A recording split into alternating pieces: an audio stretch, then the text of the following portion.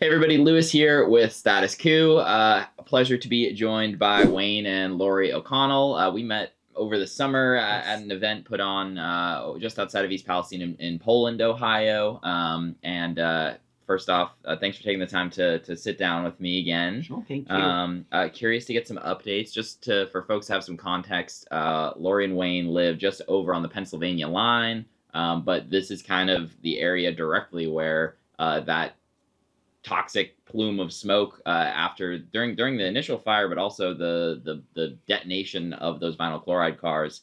All of that smoke basically blew right into Pennsylvania. Yes. This derailment happened basically 300 feet from Pennsylvania. So that is something that shouldn't be lost in all of this. You know, so much of the reporting talks about just East Palestine, Ohio. So many folks in Pennsylvania were directly affected by this and kind of left in the dust and kind of defend for yourselves in a lot of cases. So definitely want to highlight that. But first off, I just want to kind of get a general update as to how things have been for you all. How are you feeling health-wise? Initially we spoke with Wayne last time. I know you're dealing with breast cancer at the moment. Lori, you've been dealing with health symptoms. I guess Yes. General update, how have you all been feeling? When we're away from here, we feel great. When we come home, the symptoms return. For me, headache, burning lips, taste in my mouth, burning eyes. Wayne had surgery in July, had a double mastectomy, went through 4 rounds of chemo. Not out of the woods yet. Still have to go back and do some more testing, make sure that he is clear. But unfortunately, for us, for him, there are many other cancers that he's susceptible to at this point. So, it's a gambit. Right. And I mean, obviously, I'm sure you have a lot of stuff going on physically that you're feeling with symptoms related to this. And just in general, how have things been going on your end? Well, the chemo really knocked me for a loop for a while there. Definitely a loss of appetite. Food did not taste good no matter what I ate. Even my favorites were Yeah. No energy at all whatsoever. I slept a lot. Lost my hair. Yep. But it's coming back. Yeah. It's just been a nightmare. But I've got good doctors. Yep. They all treated me really well. Yep. So shout out for them. Yep. And you know who you are.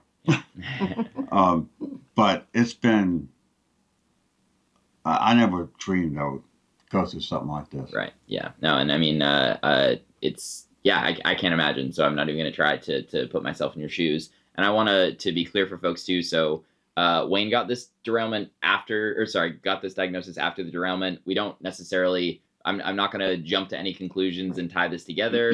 It's going to be tricky to kind of tie these things together in the future. But I hope I'm wrong in saying this, when you set a whole bunch of carcinogens on fire and detonate them in a small town, and then 3 days later tell everybody that it's fine to return, and folks have been living in this community in Ohio and in Pennsylvania since then, it doesn't take a genius to figure out that the potential implications of this are going to be cancer for a lot of people moving forward. So again, I don't want to draw the conclusions. It sounds like you all aren't drawing conclusions about it. No, we can't. Right. If we don't have proof positive, you can't. But it's very suspicious.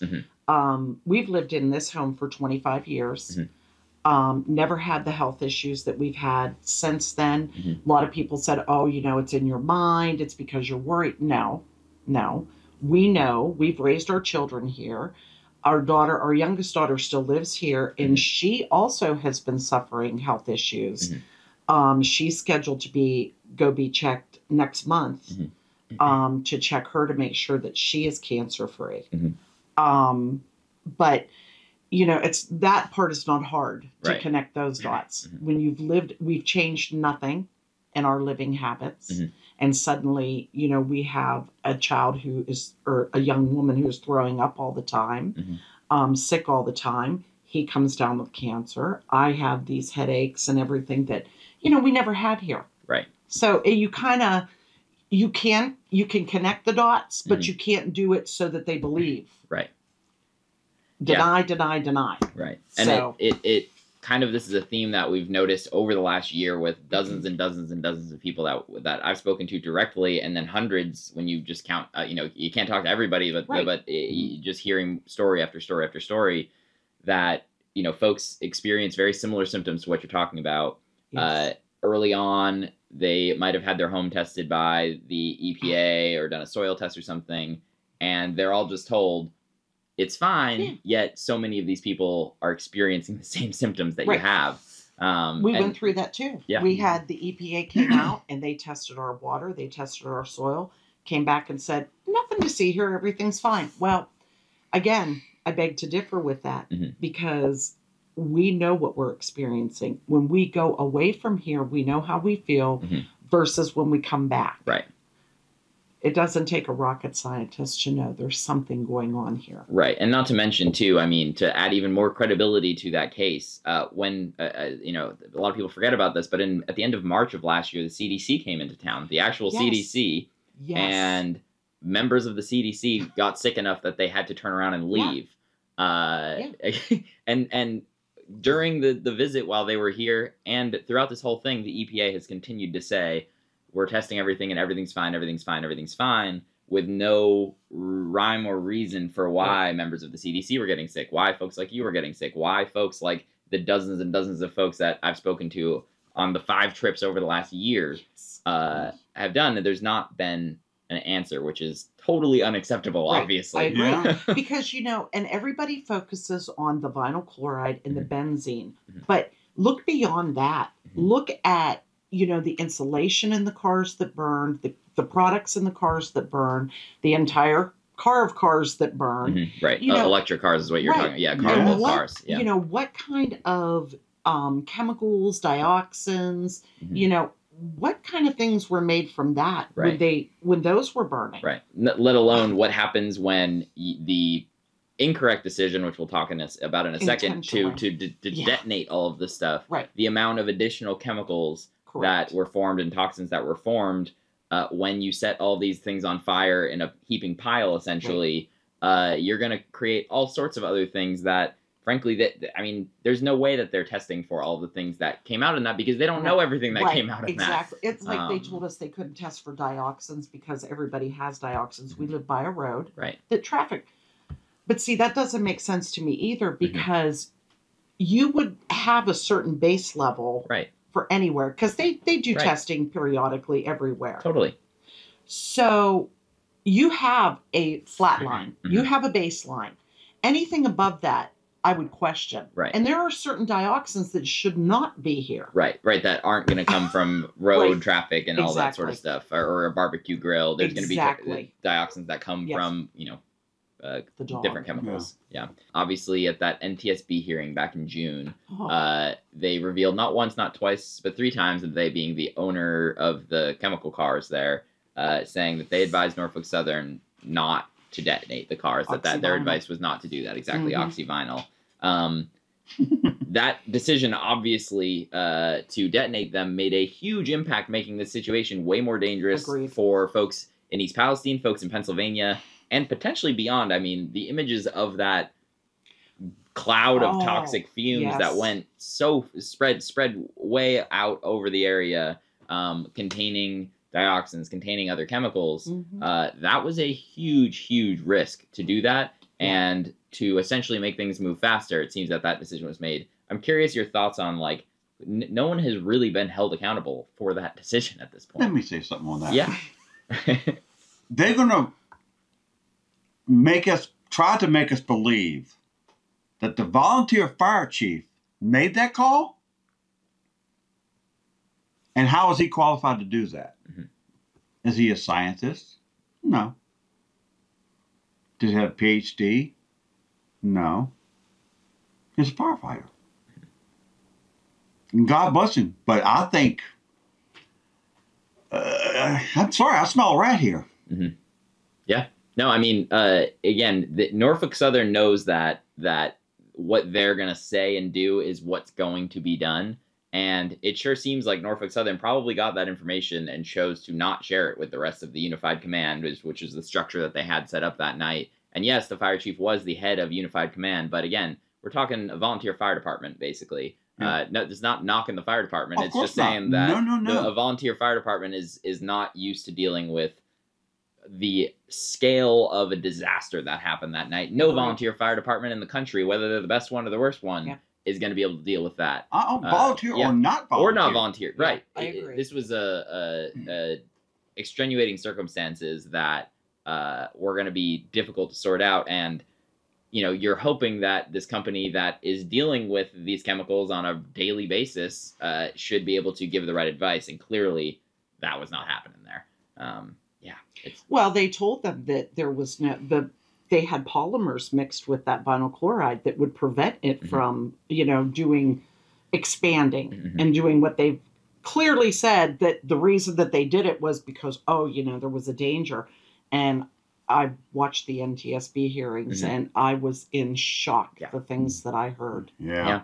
In shock. Yeah, no, absolutely. And I mean, here we are now. We're almost at the 1 year anniversary. We're recording this a couple days before. You know, Saturday is the 1 year coming up here. A lot of folks have just been kind of left to fend for themselves. I'm curious. I mean, have you all been in a position where you are like, you know, would you like to leave? Would you what will make this like whole for you all? Like, what are you looking for? Well, they can't make it whole. Right. I'm sorry. There's nothing that can make it whole. Unless they got a time machine. Yeah. Right. Go back and avoid the accident, which could have been avoided. Right. If they had followed their own protocol. Right. You know, if you could set the clock back. Right. To February 2nd, 2023, that'd be great. Unfortunately, that's not going to happen. Right. For us, you know, this is our home. Right. We raised our kids here. Our grandkids have been here. Our kids are in the area, and if we leave, we are leaving behind our children and our grandchildren because they have to stay here for, you know, personal reasons. Right. And quite frankly, our home is paid for. We worked very hard to pay for our house and be done to this point. And now, you know, we don't know if it's, what do you do with it? Right. Yeah. You know, it's like an impossible. Yeah, because if you put it up for sale, you sell it knowing that it made us sick. And I wouldn't do that to another human being. If we stay here and we give our home to our children, now we've given them a home that's contaminated. Because we know that it is. Because private testing has showed us that. So it's a lose-lose situation. Right. It is. Yeah. And I'm curious, we chatted a little bit beforehand here. Obviously, in the very beginning of this, the President Biden was nowhere to be found as far as coming to East Palestine. You know, you don't have to do very much digging to find that not only the local and the state response here, but the federal response has had flaw after flaw after flaw. There's a long list that we have basically covered extensively of the issues with the response from, you know, the EPA, from the all sorts of organizations involved here. President Biden just yesterday announced that he will be making a trip to East Palestine in February. Curious for your general thoughts on that, and if you think that there's anything he can even do at this point. My personal opinion is stay away. And I'm not looking at this politically. If you wanted to do something, you would have done it a year ago. Right. Now you're coming. Why? For a photo op. I mean, so he can say he'd been here. That's the only reason he's coming. First, I heard that the mayor wrote him a letter. I read this in an article that the mayor wrote him a letter asking him to come. Now the mayor is saying he doesn't want him to come. So, which is it? You know, and personally, I think that him coming now is just, it's a photo op. People were left with a very bitter taste in their mouths from, like you said, the local government all the way up. And, you know, too little, too late. Right. At least if if he came a month after this happened in March, when there was time to intervene and try to like correct things that had been done incorrectly. Mm-hmm. I think that there is a chance that, sure, I mean, just in general, this is not a very Biden voting area, Right. but that shouldn't matter. No. It doesn't know. But You are the showing president. up exactly, and showing up a year later during an election year, Yes. when there's basically like, what can you do for folks at this point? I'm afraid that he's going to show up and try to come in and tout all of the great things that have happened with the response. That's exactly. He's a politician. Mm-hmm. True. Right. From the word go, he is not. He's all. If anybody would look back on some of the old stuff that Biden used to do, you can't. This guy's a liar. It's been proven time after time after time. Yeah, because you can't hide anything now. He's a It's all on the politician. internet. Right. Yep. You can look it all up. Yep. Unless Right. they scrub it, it's Right. there. Look it up, Jack. But I think that him coming now is really, it's just a fruitless thing. It's Right. just like when he sent his Secretary of Transportation. Right. That was just to appease people. You could tell the false narrative and the true narrative. Right. There are helpers, Sure. and then there are people who pretend to be helpers. Right. And some of those people, not just them, but others who are just pretend helpers. Right. And then you have the true people who really do care, who Right. really do want to help. Right. And we have spoke out like we have, not just for us, but more for the people in this area Right. who they keep telling us, our local officials, everything's fine, everything's fine. Mm-hmm. And it's just a handful of you that are coming forward. Well, yeah, because the rest of the people who were coming forward gave up. Right. You can only push so long to be like, hey, Yes. I have questions about this. I don't Yes. know. I need help. And when the response from every government agency is like, everything's fine, you're fine, everything's Yes. fine, you're fine, everything's fine, you're fine. A lot of people don't have the time even to be able to, Exactly. on top of taking care of your family, on Yes. top of work, on top of everything else going on in your life, folks in Pennsylvania or in Ohio on Yes. either end of this shouldn't have to be putting the amount of time and energy just to be able to understand what the heck has gone on in the first place, number one, or for the folks who, were able to be relocated to get reimbursed for being in a different place by no fault of their own. Right. These people do not want to be, didn't want to be staying in No. hotels for months and months and months on end. They didn't want to be, bouncing around from place to place. They would much rather be in their home. There's a friend of ours who lives she's 1.4 miles from the derailment. They literally just had to purchase a new home. Now, they were in an apartment for 6 months. Norfolk Southern did pay for that. But they actually literally had to buy a new home. They can't go home. Right. And, so we were never told to evacuate. We were told to shelter in place. We chose to leave that night. We came back. Probably shouldn't have, but we did. And that's wild. Number one, that you all weren't told to evacuate that night, because we just drove here, and it's I don't know what the exact distance is. 3.4 miles. 3.4 miles, but like directly downwind, basically. Right. Yes. Yeah. Now, we had gotten 2 phone calls that day from 2 people that we trusted. One who works with vinyl chloride in their job, and another person who had worked for the railroad. And both people said, you need to leave your house. Yeah. Do not rely on what they're telling you. They had all the side roads blocked off. They had the main road blocked off.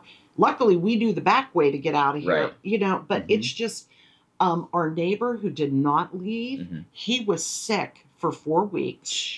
It's quite obvious that, there's a problem here. Right. But blind eyes.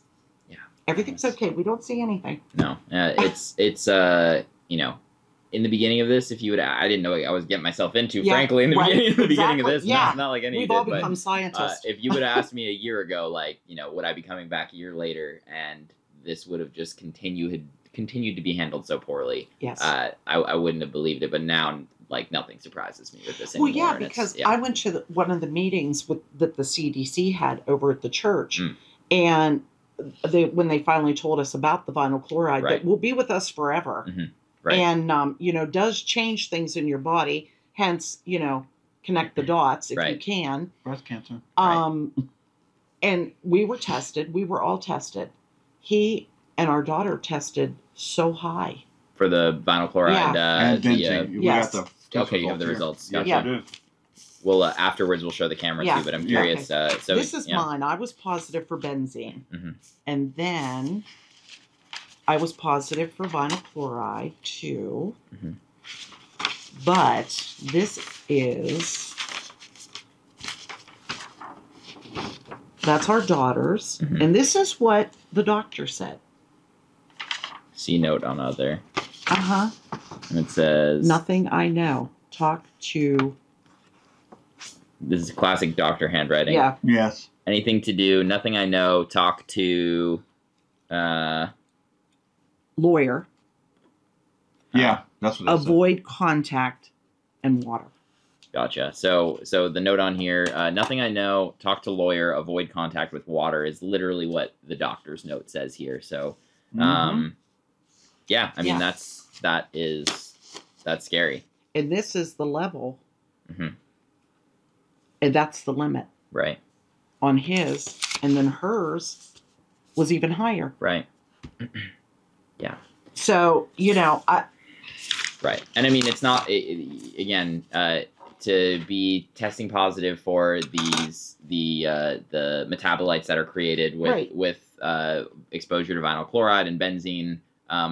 Normal people aren't, not that you're not normal people, but Right. folks who are not But no. near a situation Right. like that, yeah. that is not what their levels normally No. look like. No. That is, yeah, I mean, that's really concerning. And It is it's very concerning. one additional piece to the puzzle. Again, we can't necessarily like draw every, Right. you're not going to have 100% proof that Right. all of these things are tied directly to this. But at the same time, you when you start to put these pieces together, you start to see the numbers of people talking about the same things happening just conveniently right after the incorrect decision to detonate a bunch of cars of vinyl chloride in a town. It makes sense. Common sense. Yeah. Yeah. I mean, I know that, and the thing of it is that we all became scientists, Mhm. Not by choice. Right. And it doesn't take a lot to look. There are reputable sites out there Right. that you can research Yeah. information in. And I went to the federal government sites to do a lot of the research that I found. And they kept saying, "Oh, don't worry about the exposure. You're going to be fine." Right. Well, then you come to find out that the vinyl chloride, that's forever. Right. So what other chemicals that they're not testing for that we have that are Right. Who knows? going to be forever? Yeah. I think You mentioned 18 weeks there, right? Is that the time frame between the diagnosis and the when derailment? he first basically? found a lump. Okay. Yeah. Mhm. Yeah. 18 weeks. Yeah. And it was a very aggressive cancer. Hence the reason they did the double mastectomy. Right. Because they said that he would be back in 6 months for the other side, and there was a possibility it could spread. Right. But, I guess I have a hard time understanding how people sleep at night. Knowing what they know. And it's very disheartening when, you've been lied to, you've been told that you're crazy, that you're faking it, that you're, Looking for a paycheck. yeah, we or- haven't taken anything. I mean, No. we've bought our own water. We have taken nothing from Norfolk Southern, nothing. And that's okay. I get it. They want to tell us that we're okay, and that's fine. You go right ahead. But I have paperwork that shows otherwise. And more coming. Yeah. Right. And I mean, but we have purchased our own water. We did not plant a garden last year. We will not plant one this year. Right. No. I went 30 miles away to buy my produce that I canned this year. Right. Because normally we would can our own. So Right. we had that expense. But that's okay. Right. I'll do what I have to do to do what's best. Right. I don't know what a solution is. Right. I don't. Yeah. I'm afraid that in 8 to 10 years, you're going to be back here and you're going to be covering cancer clusters. That's what I see. Yeah. That's my biggest fear. Yeah. And I think about all these children. Just like the day that they did the vent and burn, and they dismissed the school early and sent all those children home. How many of those kids were in a non-evacuation area? Right. Probably a lot of them. Yes. Yes. Mm-hmm. So now they have all been exposed. Right. Yeah, it's there's no way to look at this where it's just not horrific. No. The whole thing is horrific. Well, the CDC clearly said at that meeting, we can't treat the chemicals, but we can treat the cancer that you get from it. So Gee, thanks. you can't Right. be any clearer in what people just, and I get it. People are like, I'm just going to live my life and, I'm going to ignore what happened Mm-hmm. and I'm just going to go about my merry way. And that's all fine and good to do that. Mm-hmm. But in a few years, if your children are diagnosed with cancer, what are you going to do then? Right. I can't even imagine. No, I can't. I can't. Well, unless there's anything else y'all want to share, thank you both so much for taking the time to Thank you. sit down with me again. Thank you Yeah. very much. Thank Yeah, you. yeah, yeah.